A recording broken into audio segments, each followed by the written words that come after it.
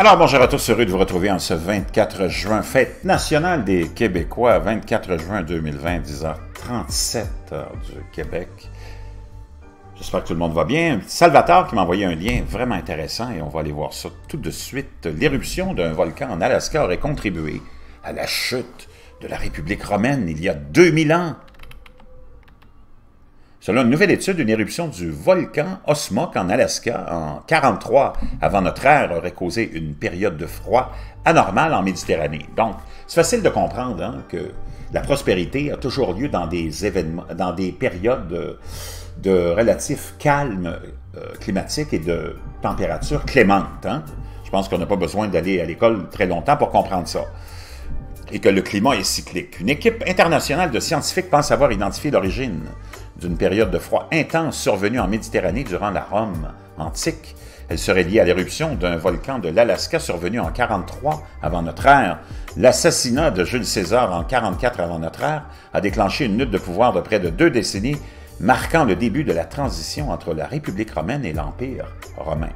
Selon les historiens, cette période a été marquée par d'étranges observations dans le ciel, un climat particulièrement froid, des maladies, de mauvaises récoltes et de grandes famines. Une équipe internationale de scientifiques pense aujourd'hui en avoir identifié la cause. Dans une étude publiée dans la revue Proceedings of the National Academy of Science, elle suggère que les changements météorologiques observés en Méditerranée pourraient être liés à une éruption du volcan Omok, situé dans les îles Aléoutiennes en Alaska, un phénomène survenu en 43 avant notre ère.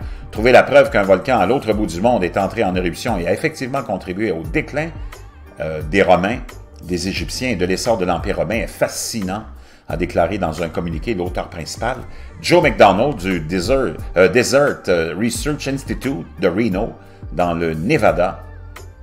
Cela montre à quel point le monde était interconnecté, même il y a 2000 ans. Le volcan Ormok est situé sur l'île d'Umak, dans les îles Aléoutiennes en Alaska, et est à l'origine de l'une des plus grosses éruptions survenues il y a 2500 ans. Ce spécialiste et le scientifique suisse Michael Siegel ont commencé leur recherche après la découverte l'an dernier d'une couche de cendres volcaniques téphra, particulièrement bien conservée dans une carotte de glace. J'en parle souvent de ces études qu'on fait maintenant, les géologues. Les géologues maintenant font des études avec les carottes de glace qui sont vraiment beaucoup plus significatives et précises que les arbres, entre autres, et que chaque couche de glace représente une année. De nouvelles analyses ont été réalisées sur des prélèvements collectés au Groenland et en Russie.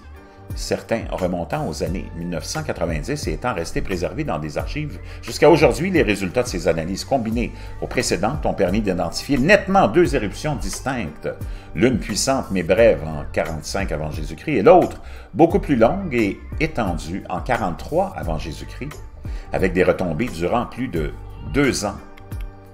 Pour aller plus loin, une analyse géochimique a été réalisée sur des fragments volcaniques datant de la seconde éruption et découvert dans la glace, et elle s'est révélée parfaitement correspondre avec le deuxième réveil du volcan Omok, l'une des plus grosses éruptions survenues depuis 2500 ans. La correspondance entre les prélèvements ne pouvait pas être meilleure, a expliqué la spécialiste Gil Plunkett de la Queen's University de Belfast.